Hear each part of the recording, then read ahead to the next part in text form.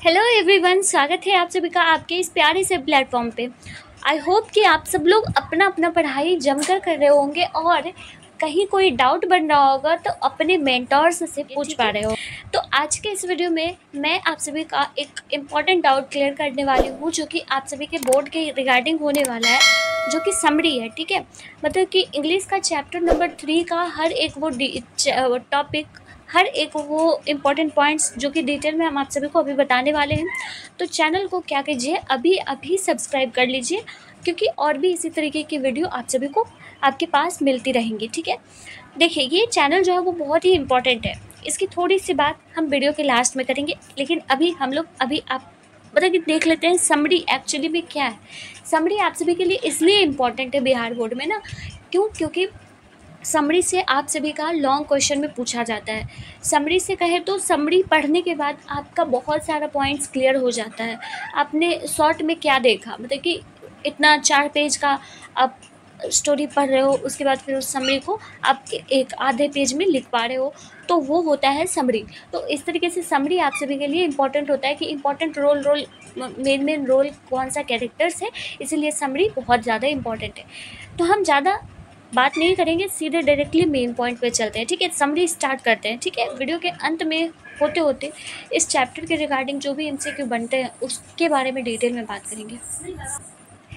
तो चलिए हम लोग समरी को स्टार्ट करते हैं। समरी स्टार्ट होता है ए पिंच ऑफ स्नफ। इस चैप्टर का नाम क्या है, आप सभी का इंग्लिश का chapter number 3 A pinch of snuff है।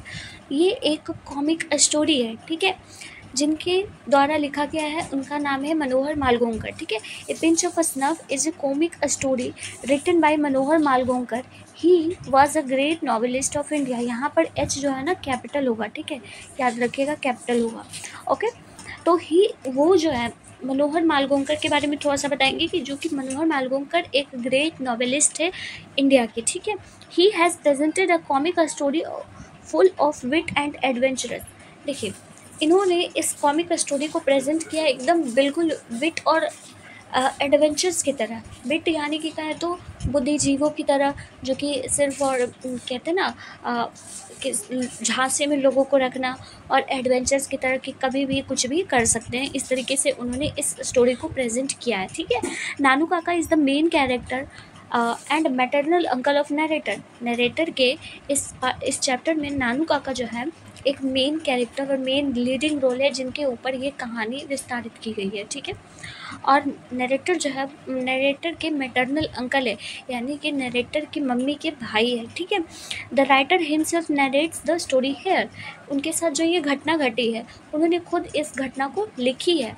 ठीक है, तो ये थोड़ा सा इस चैप्टर का थीम था। ठीक है, अब हम लोग बॉडी पे चलते हैं।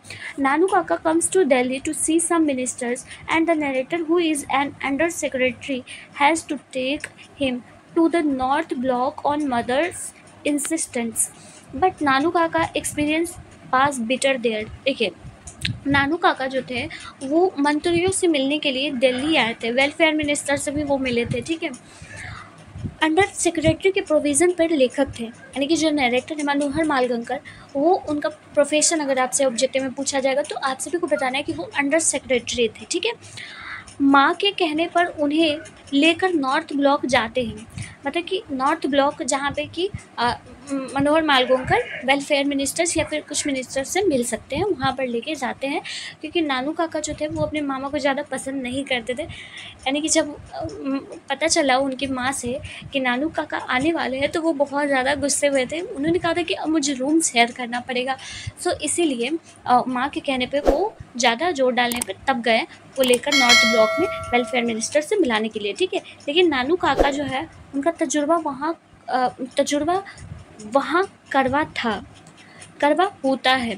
मतलब कि जैसे ही नानू काका आते हैं ना तो मिलने के लिए जाते हैं, तो उनका तजुर्बा जो था वो एकदम कड़वा था, यानी कि उनकी जो एक्सपीरियंस थे ना वो बिटर टाइप की थी। यानी कि मतलब कि नहीं मिल पाते हैं तो वो अपनी चालबाजियों से मिलने की कोशिश करते हैं मिनिस्टर्स से। ठीक है, later he goes to meet Sohan Lal who is a party boss. देखिए, सोहन लाल जो है वो पार्टी बॉस है। ये बहुत इंपॉर्टेंट क्वेश्चन है, आप सभी से एमसीक्यू क्वेश्चन में पूछा जा सकता है, इसलिए इस बात को याद रखिएगा कि पार्टी बॉस कौन था। तो पार्टी बॉस सोहन लाल था। And successfully impress him by his words and bids, showing that he knows the ambassadors Barkat Ali very well. देखिए, फिर वह सोहन लाल से मिलने जाते हैं। जब वो मिनिस्टर से नहीं मिल पाते तो सोहन लाल से मिलने जाते हैं, जो कि पार्टी बॉस होते हैं दिल्ली में, और उस पर अपने शब्द एवं विवेक से सफलतापूर्वक प्रभाव डालते हैं। मतलब कि नानू काका वो इस तरीके से बातों में उलझाते हैं सोहन लाल को ताकि वो उलझ जाए। यह दिखाते हैं कि वह राजदूत बरकत अली को बहुत अच्छी तरीके से जानते हैं। राजदूत बरकत अली, इसकी बात करी गई है इस चैप्टर में। तो राजदूत था वो, क्या था? राजदूत यानी कि एम्बेसडर था। आपसे पूछा जाएगा MCQ में, एम्बेसडर कौन था? तो आप सभी को क्या बताना है? बरकत अली था एम्बेसडर। कौन था? बरकत अली। तो इस बात को आप लोगों को याद रखना है, ठीक है?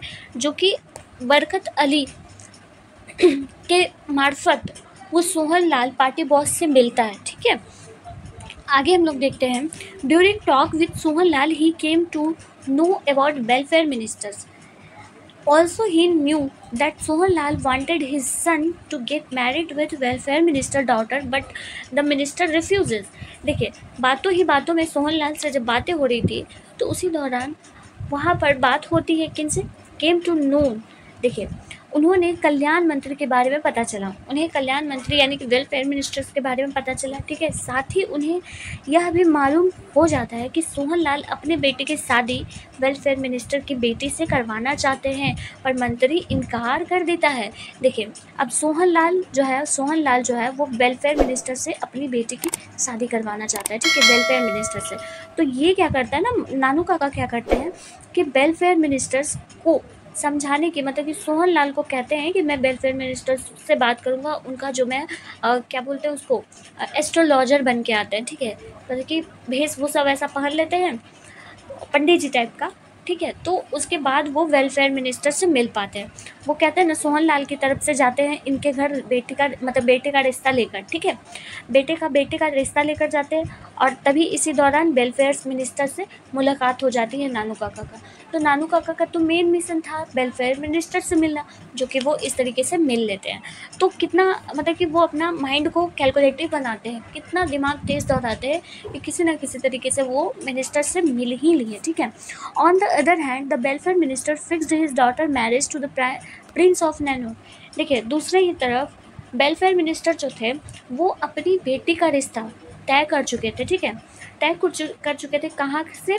तो नैनोर के प्रिंस से। तो ये बात बहुत इंटरेस्टिंग है ना, नैनोर के प्रिंस से वो अपनी बेटी का रिश्ता तय कर चुके थे, ठीक है? Now Nanu Kaka want to meet the welfare minister in the guise of hereditary astrologer of Maharaja of Nainor and he mention it on his visitors book. देखिए, अब नानू काका नैनोर के महाराजा के प्रस्तुति ज्योतिष के रूप में कल्याण वेलफेयर मिनिस्टर से मिलते हैं, और इसे वह विजिटर्स बुक पर भी लिखते हैं। देखिए, नानू काका अपना एक विजिटर्स बुक बनाए हुए थे, उसी में ये लिखते हैं कि मैं वेलफेयर मिनिस्टर से मिल लिया हूँ, ठीक है? तो ये वेलफेयर मिनिस्टर से इस तरीके से मिल लेते हैं, क्योंकि पता चलता है कि वेलफेयर मिनिस्टर अपनी बेटी का प्रिंस ऑफ नैनोर के साथ शादी करने के लिए तय कर चुके हैं। तो उसकी तरफ से वो रिश्ता मतलब कि उसका एस्ट्रोलॉजर यानी कि पंडित जी बनकर वेलफेयर मिनिस्टर से मिलने के लिए चले जाते हैं। तो ये इस तरीके से होता है, ठीक है, काम। उसके बाद फिर क्या है, as soon as the welfare minister come to know about this he himself visit my home to meet Nanu Kaka. जैसे ही कल्याण मंत्री को इस बात का पता चलता है कि वह खुद नानू काका से मिलने मेरे घर आते हैं। देखिए, नानू काका से खुद वेलफेयर मिनिस्टर्स मिलने के लिए घर आते हैं। क्यों? क्योंकि वो एस्ट्रोलॉजर के रूप में बनकर गए थे, ठीक है? पंडित जी के रूप में बनकर गए थे। अब देखिए, finally this is fantastic creation of Manohar Malgaonkar where he has beautifully represented the character. It really leaves a genuine fresh touch on readers mind. देखिए, लास्ट में देखिए, किसी भी समरी को लिखने के लिए आप सभी को सबसे पहला चीज़ होता है पता करना कि मुझे उसके बारे में इंट्रो पता होना चाहिए, बॉडी पता होना चाहिए, एंड द लास्ट में कंक्लूजन पता होना चाहिए, कंक्लूजन, ठीक है? तो अब हम लोग इसका कंक्लूजन ये देखें कि फाइनली मुझे ये स्टोरी जो है वो बहुत अच्छा लगा, और मनोहर मालगांवकर ने बहुत ही फैंटेस्टिक तरीके से इस क्रिएशन को पूरा डिज़ाइन करा है, ब्यूटीफुली कैरेक्टर्स को इस चैप्टर में प्रेजेंट करा है। तो it really leaves a जीनियन touch. मतलब कि एक जो भी रीडर्स होंगे, जो भी पढ़ने वाले वक्ता होंगे, पढ़ने वाले होंगे, तो उनके माइंड में एक फ्रेश टच मिल रहा है इस चैप्टर को पढ़ने के बाद। तो ये कंक्लूजन हुआ इस चैप्टर का, ठीक है। यहाँ पर आप सभी का ख़त्म होता है समरी, ठीक है, समरी ख़त्म होता है। अब हम इसके की पॉइंट्स के बारे में बात कर लेते हैं, जो कि बहुत ही इंपॉर्टेंट होगा। की पॉइंट्स आप सभी को ये रिमेंबर रखना है, इसलिए रिमेंबर रखना है क्योंकि अगर आप इसको याद रखिएगा ना तो आपको MCQ में बहुत हेल्प मिलने वाला है, ठीक है। तो ये की पॉइंट्स को आप सभी को याद रखना है, ठीक है। चलिए, पहला बात है कि ऑथर कौन है? मनोहर मालगोंकर। मनोहर मालगोंकर कौन थे? तो नानू काका के क्या थे? भतीजा, भांजा कहते हैं ना, मामू की बेटे का। मामू जो होते हैं, आपके मामू क्या लगेंगे? आप मामू क्या लगोगे और मामू आपको क्या लगेंगे, ऐसे समझ रहे हो ना आप। तो नानू काका और इनका क्या रिश्ता था? मैटरनल अंकल थे एक दूसरे के, ठीक है। मैटरनल अंकल याद रखिएगा।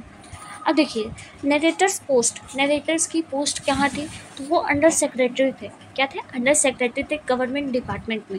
इसीलिए नानू काका बोले थे कि गवर्नमेंट डिपार्टमेंट तुम हो ही, तो वेलफेयर मिनिस्टर या फिर मिनिस्टर से मुझे मिलवा दो, ठीक है।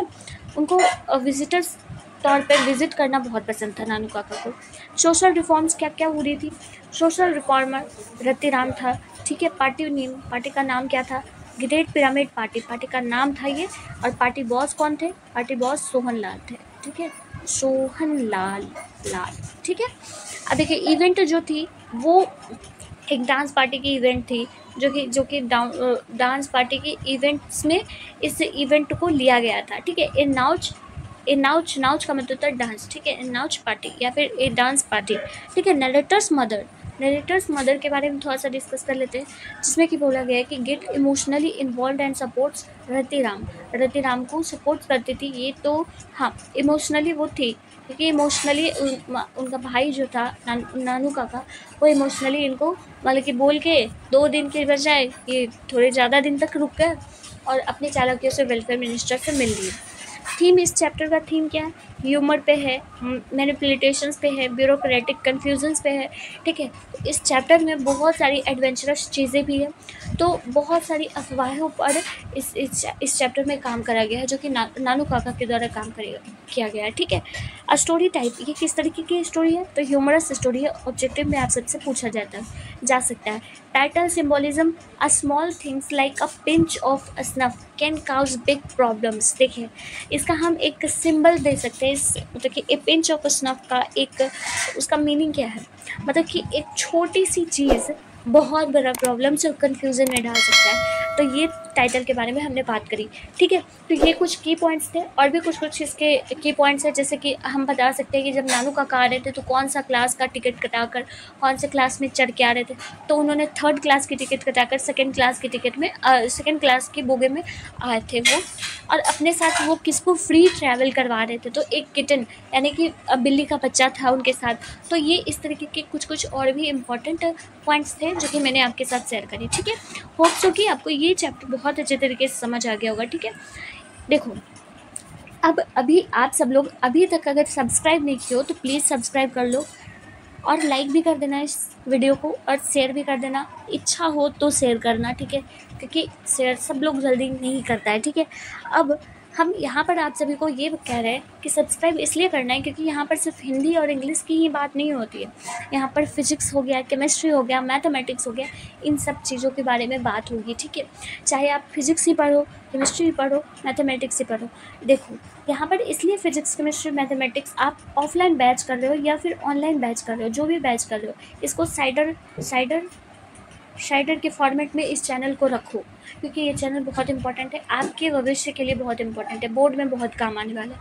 क्योंकि टू द पॉइंट से यहाँ पर गेस्ट क्वेश्चंस मिलेंगे, टू द पॉइंट जो कि इंपॉर्टेंट टॉपिक्स होंगे फिजिक्स, केमिस्ट्री, मैथमेटिक्स के, वो सब करवाए जाएंगे। इसलिए बोल रही हूँ, चैनल को सब्सक्राइब कर लेना और लाइक कर देना इस वीडियो को, ताकि ये वीडियो ज़्यादा प्रमोट हो, और प्रमोट होने के बाद ये चैनल ज़्यादा बिहार बोर्ड के हर एक स्टूडेंट्स के पास पहुँचे, ठीक है। अब देखो, ये वीडियो जो है, ये चैनल, खास करके ये चैनल स्टडी विथ मी 7144 जो चैनल है वो टॉपर्स के लिए भी है, एवरेज स्टूडेंट्स के लिए भी, साथ ही साथ बैक बेंचर्स के लिए भी है। सब लोग कहते हैं ना कि अपने अपने चैनल, जो भी चैनल खोल रखे हैं, तो वो कहते हैं कि ये टॉपर्स बैच है या फिर टॉपर्स का चैनल है। नहीं, मैं ये कहूँगी कि ये चैनल जो है वो बैक बेंचर्स का चैनल है और एवरेज स्टूडेंट्स का ज़्यादातर चैनल है। तो ये channel basically back benchers, average student, toppers सभी के लिए। सो ये टू द पॉइंट बात करता है बिहार बोर्ड के एग्ज़ाम्स को रिलेटेड। ठीक है, तो बस इतना ही कहना था। अगर वीडियो पसंद आया होगा तो प्लीज़ लाइक कर देना। वही चीज़ें फिर से मिलती हूँ नेक्स्ट वीडियो में। तब तक के लिए आप लोग पढ़ाई करते रहिए। Till then take care of yourself. Bye bye.